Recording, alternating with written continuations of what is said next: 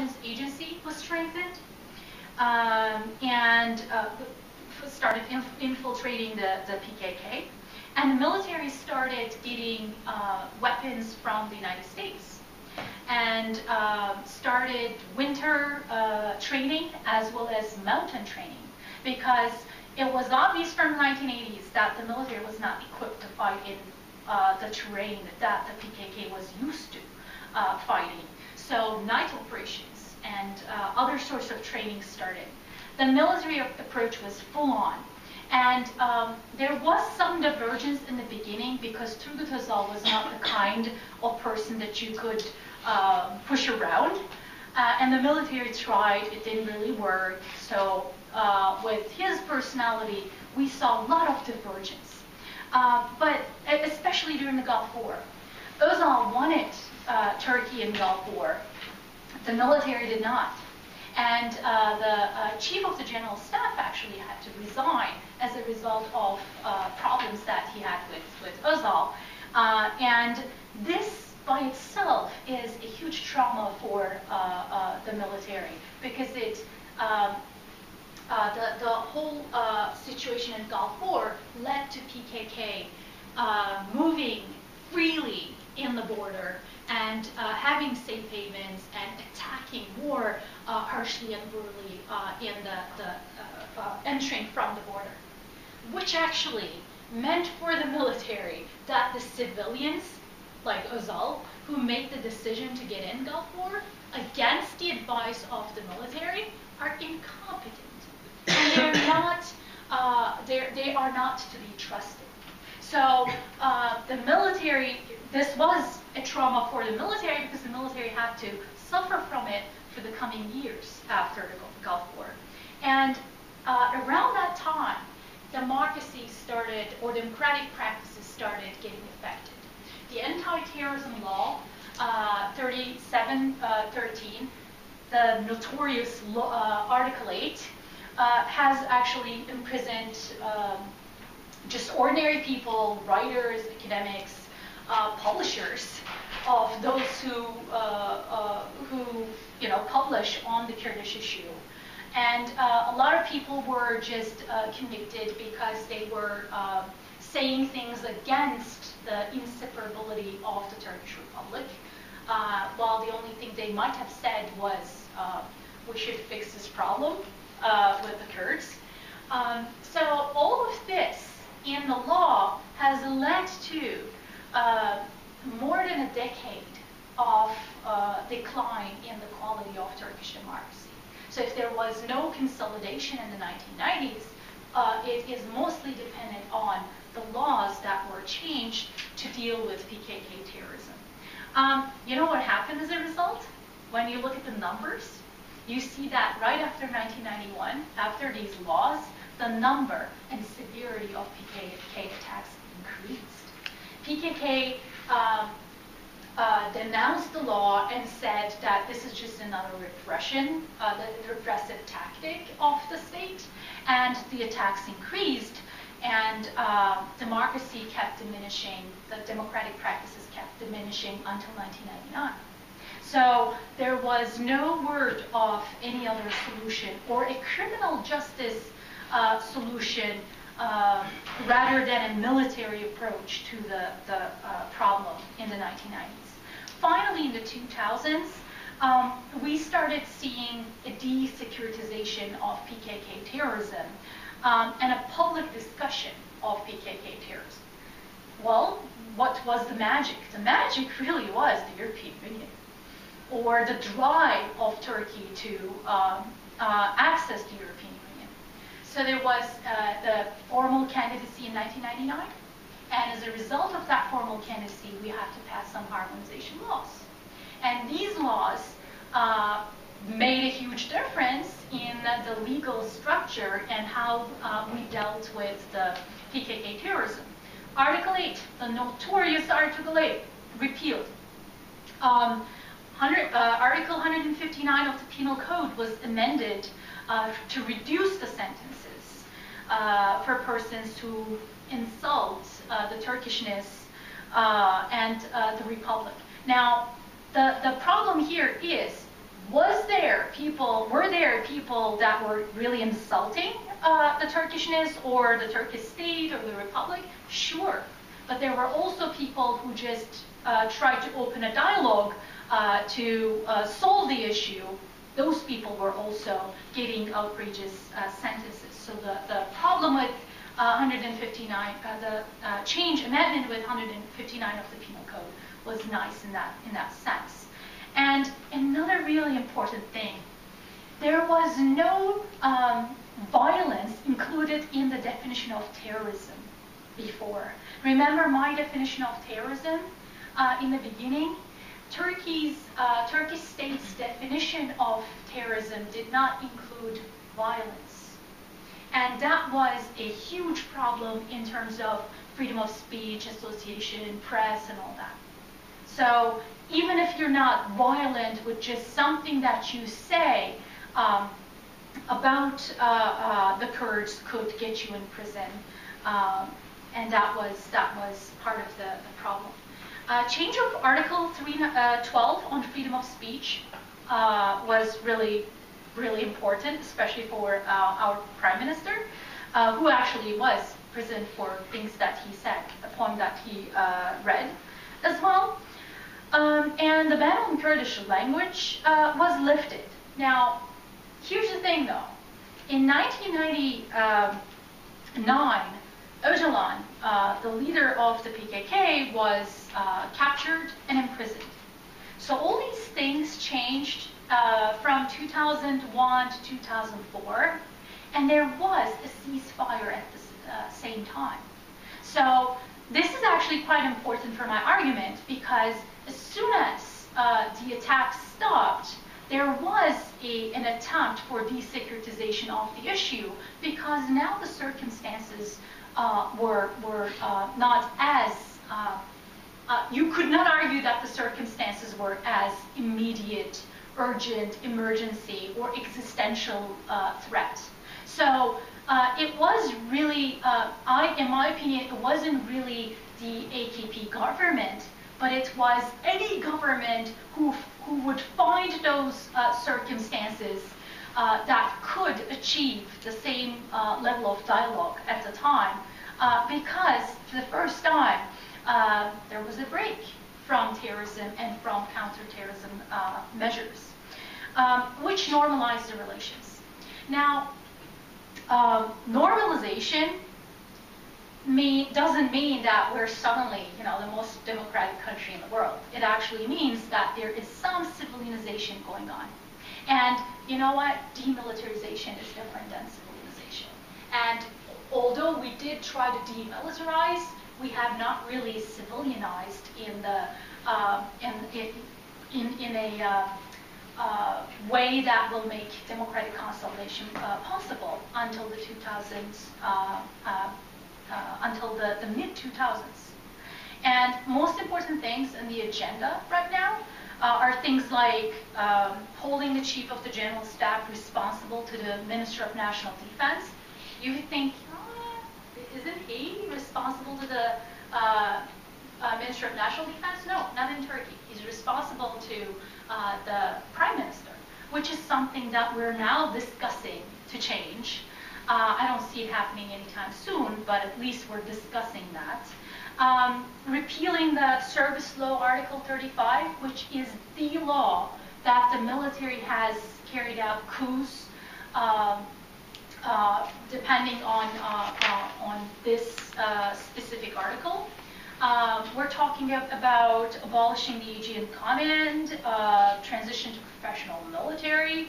Although our military says they don't think that's going to happen, the government is still pushing for it. There's talk of change in military training, checking military spending. The laws it's interesting. There's some laws trying to check the economic power of the military one day, and a few months later there's a change, or there's a addition to the regulation of that law. And some things have not changed in terms of checking the military's economic power. Still though, once this issue was desecuritized during the ceasefire, we started seeing more democratic practices, we started seeing more support from the European Union for democratization of Turkey. Unfortunately, the ceasefire came to an end, and the attack started in 2004, and that resulted in increase in military approach and tactics, and the government's response to this has been less than stable. There was, acceptance of the Kurdish identity, and again a separation of the Kurdish issue and PKK terrorism, but then denying the Kurdish identity again a few years later, and then opening and starting a democratic opening again before elections. So Turkish politics is, I'm sure everyone is very familiar with this. Turkish politics is very much dependent on survival strategies, like in many other countries. But this whole terrorism issue and securitization of terrorism issue has been used for survival by the military and the government in many instances. Now I'm just going to talk about the U.S. Shortly, because I just haven't finished that part of the project.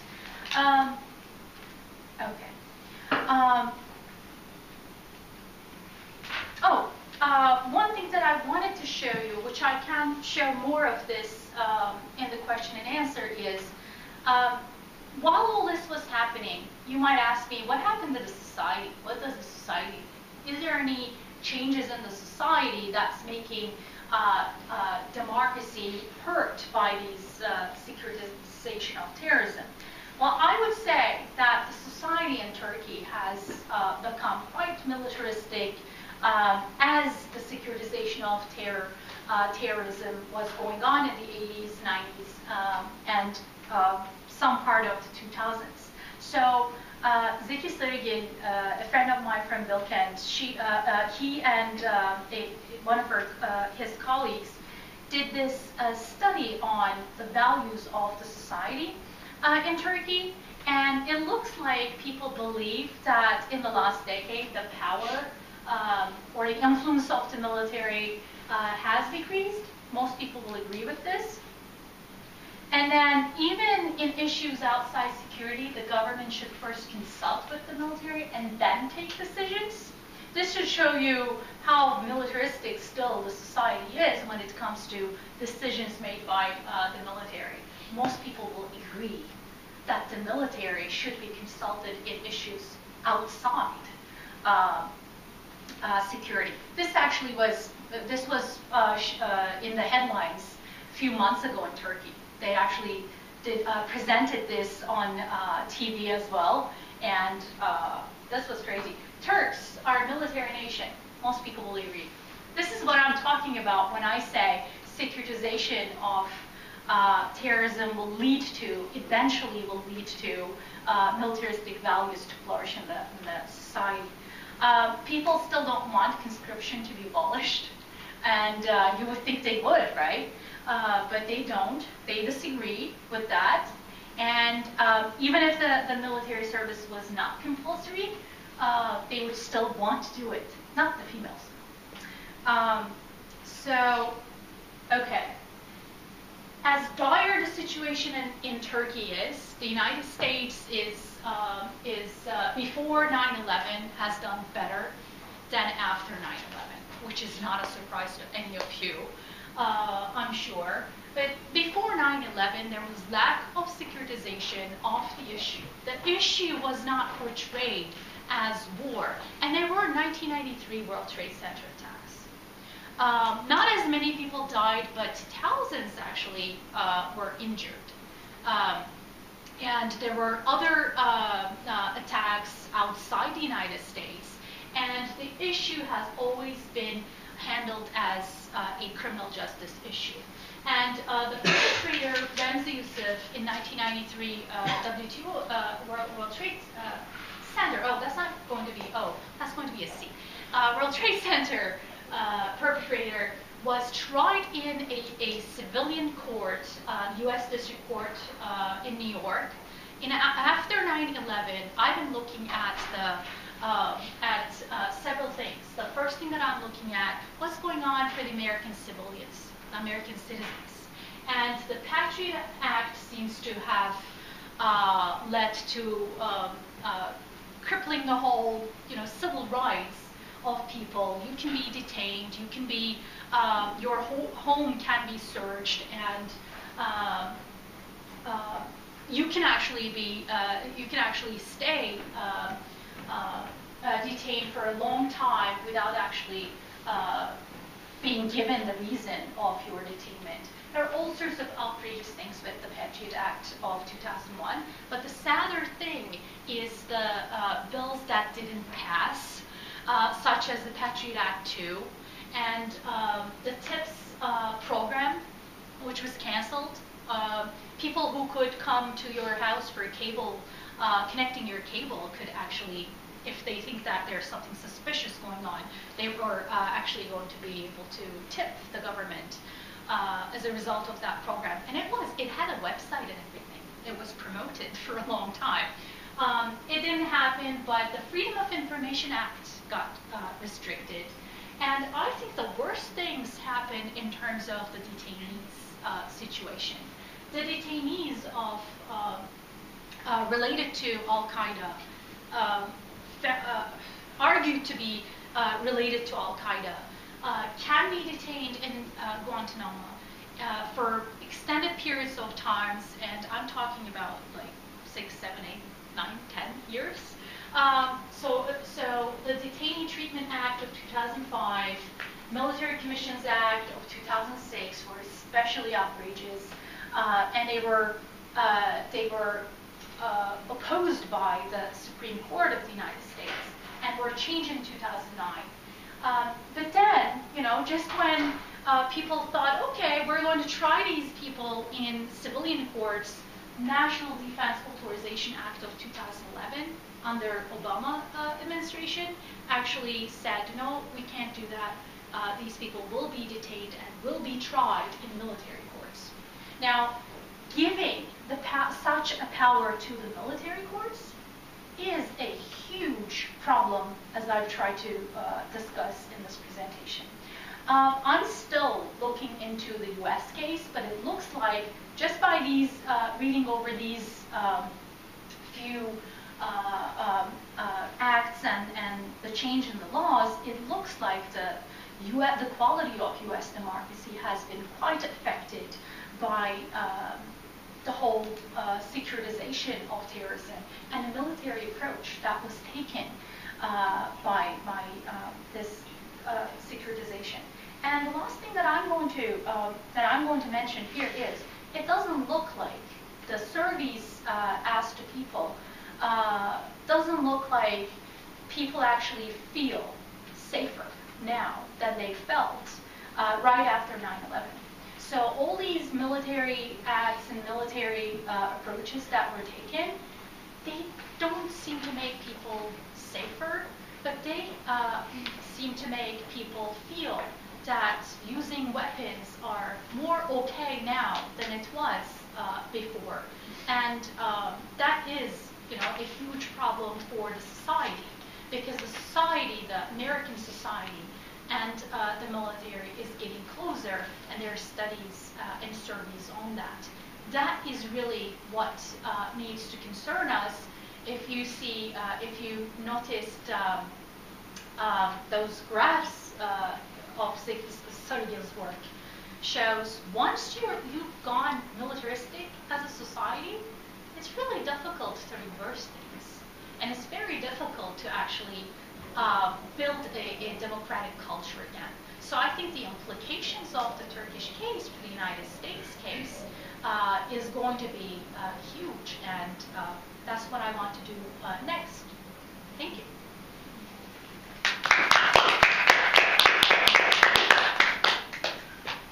Okay. Well, thank you very much for that very stimulating talk. I guess what we'll do is, people that I know I have a question, so perhaps if we could go around and take a few questions, so you could answer them one after the other. But I guess just as abusing the position of the moderator, this is a sort of a subtextual question that goes to what you very insightfully put out. And this is relating to your comment about the stalling of democracy. And I noted something just before you brought it up. And it was nice to see that there. So, for example, in Turkey, what we've seen over the last 20 years, I guess not over 20 years, let's say over the last 10 to 15 years, is an increase of surveillance. And this is very visible in the big cities especially. Not even big cities, but small towns, medium-sized towns, and there are cameras everywhere, traffic cameras, security cameras, ones specifically put out by the municipalities as well as private security firms. So there is virtually no avenue. I mean, facial recognition programs, software that have been kicking in, and I guess this can be interpreted as a response to monitoring movement of suspected individuals, terrorists, or whatever in big cities and urban areas. In contrast to that, we have the Patriot Act here. That can probe anything from anything from your bank accounts to spending patterns to wiretapping and arbitrary detainment or whatever. I mean, but the difference seems to be that in the United States, there's a very, very strong pushback against the Patriot Act, and hence why the attempts at the TIPS program or Patriot Act 2 have stalled, or even the maintenance or the extension of the Patriot Act has caused and continues to cause increased controversy. Whereas increased surveillance on a mass level in Turkey doesn't seem to have attracted too much public debate. I mean, we don't really seem to talk about it. I mean, nobody really has strong objections to facial recognition software. I mean, and how much we don't even seem to be aware of how much surveillance the government has in terms of where individual liberties end. So how would you sort of how does that affect the quality of democracy, I guess, in terms of public debate versus lack of public debate? I would say one problem about changing civil transformation and civil military relations in Turkey is, yes, we're civilianizing, but that doesn't mean we're getting more democratic. And the issue with Turkey, well, the good news about Turkey right now is we are prosecuting the military for plotting coups in Turkey, which was unthinkable a decade ago. It would be impossible to imagine these days. But at the same time, we're detaining people for extended periods of time without actually making a case against them, which is very similar to the United States case and the whole Guantanamo thing. So we have transformed our civil-military relations, but I can't say that we have become more democratic as a result of it, because there are practices that are undemocratic that jeopardize civil liberties. And the real difference between the U.S. and Turkey is, and I have lived in the U.S. for 5 years at graduate school, and now I'm here for a year, and I observe, and you know what? This country has a strong public debate tradition going on. Let me tell you one more thing. The public debate that's going on here about the Patriot Act and other acts that I have mentioned don't really change much. There are studies that show that nothing has really changed from Bush administration to Obama administration in terms of civil liberties.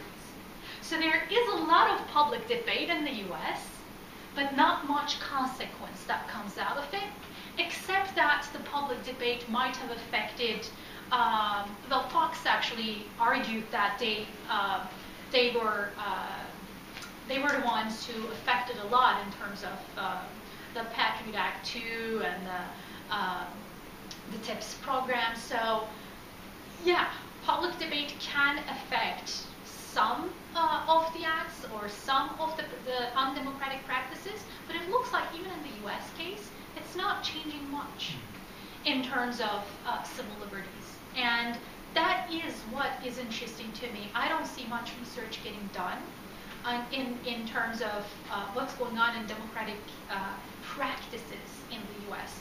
I could not find much on this. There's limited research on the practices, and there doesn't seem to be much of a public debate on that. People just assume that from Bush administration to Obama administration, things have changed. And in Turkey, people assume that now that the military is not as strong as it was, and the AKP government is really a strong civilian government, we're democratic like that. It just doesn't work that way. And I think the lack or the weak public debate in Turkey is stemming from our political culture. That's something that I have been studying for a while. We just seem to think that security issues are too beyond us, about us. So our culture deems these issues outside the domain of the civilians and in military domain. And this is especially so for checking military expenditures. We don't, the civilians, although they can, they have committees in the parliament, but they just don't want to, or they just are not willing to. Maybe they just don't feel qualified to do it. So I would just say, with public debate or without public debate, I think the quality of democracy has been decreasing in the United States and has gone up in Turkey once the desecuritization of terrorism took place. But it started going down again because the terrorist attacks started as forcefully in 2011 as a result of the Syrian conflict going on, and the PKK found a safe haven in Syria again. So I would say that the whole desecuritization period is over now, and we started securitizing the issue again.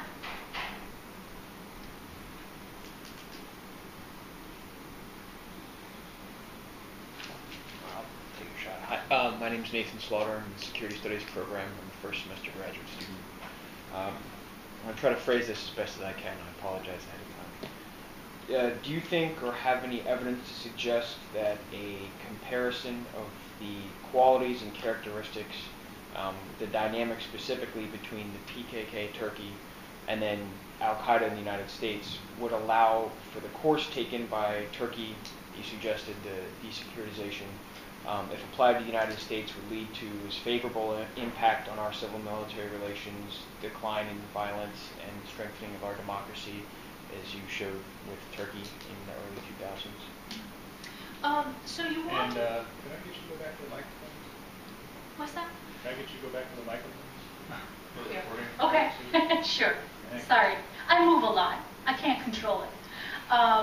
So you were asking if there was anything similar between the PKK and Al-Qaeda that facilitated the response, the similar response?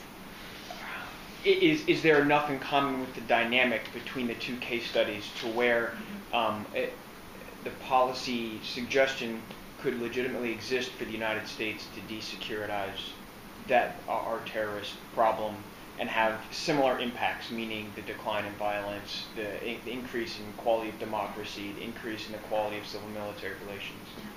I would think so.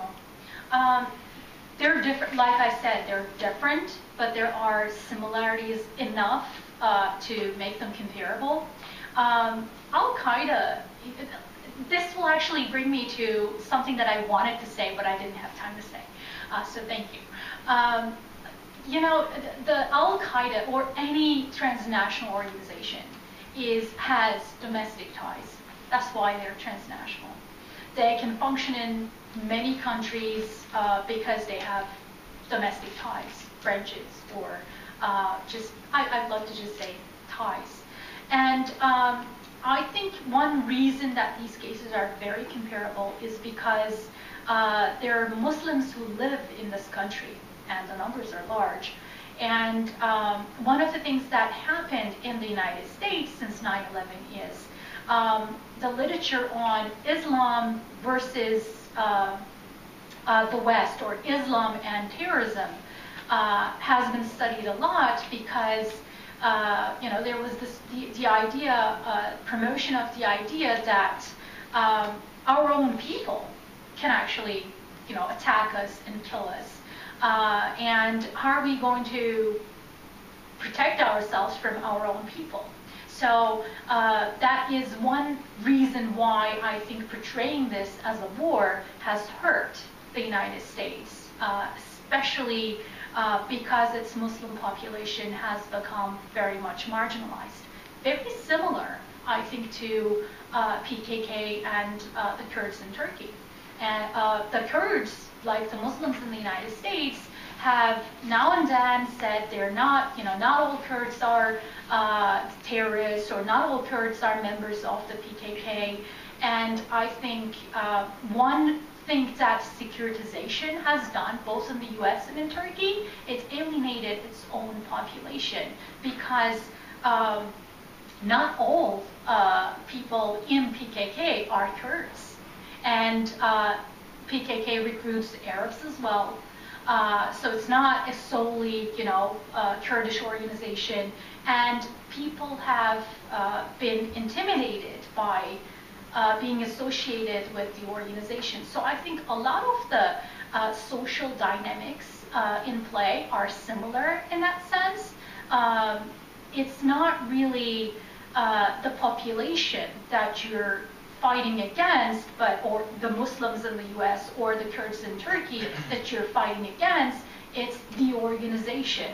And in securitizing the issue, both in the US and in Turkey, the governments have alienated the populations. So I think in terms of the social dynamics that are going on, there are similarities, definitely.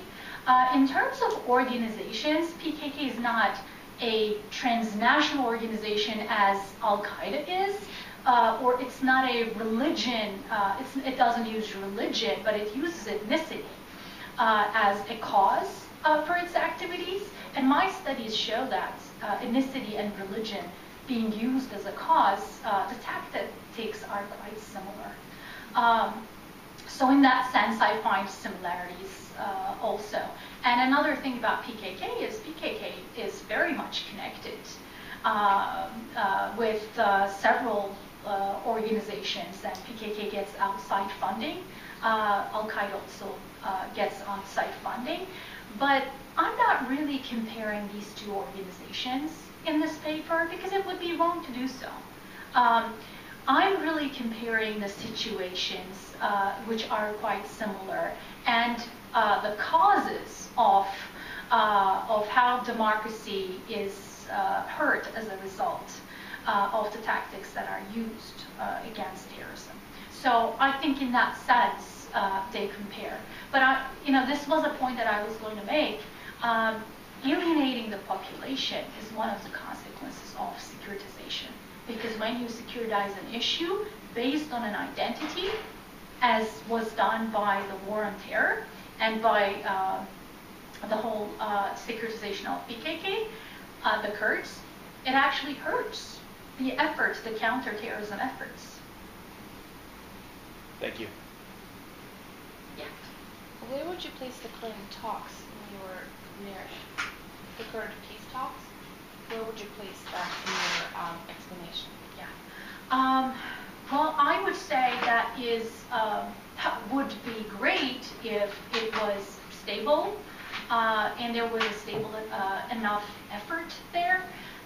One problem with Turkey's fight against terrorism has been that we just have not been stable with our tactics. Before 2007 elections, our government was very much nourishing and nurturing and extremely open to the Kurds. And I have written something on 2011 elections, and I looked at the speeches and the campaigns before the 2011 elections. They're just so different than the 2007 elections. And in 2011, the government party and most parties will play for the nationalist votes, and they're just going to deny the Kurdish identity again. And the truth is, no matter how much we want to separate PKK terrorism from the Kurdish issue, it's just not possible to do so. And the more we try to securitize the terror issue and try to separate it from the Kurdish issue, we're becoming less and less stable in our counterterrorism measures. And all we have left is some, behind the doors, secret negotiations going on with Öcalan and the PKK, because Öcalan seems to still at least affect part of PKK. Our efforts with these secret talks are pretty much accepted as treason by some people in Turkey because of the militaristic culture or the militaristic society that we have created through the civil-military relations we've had in the past. Most people are going to argue that we shouldn't really have any peace talks because it's just treason if you just go talk to them or the terrorists. And this is actually should be quite familiar to those who know the U.S. case too. Bush administration has mentioned they're not going to talk to the terrorists, they're not going to negotiate with the terrorists. Obama administration has had a similar discourse too. So it's just, once you securitize the issue and make it a war, it's very difficult to step back and try to go for peace negotiations. Because, see, I'm looking at the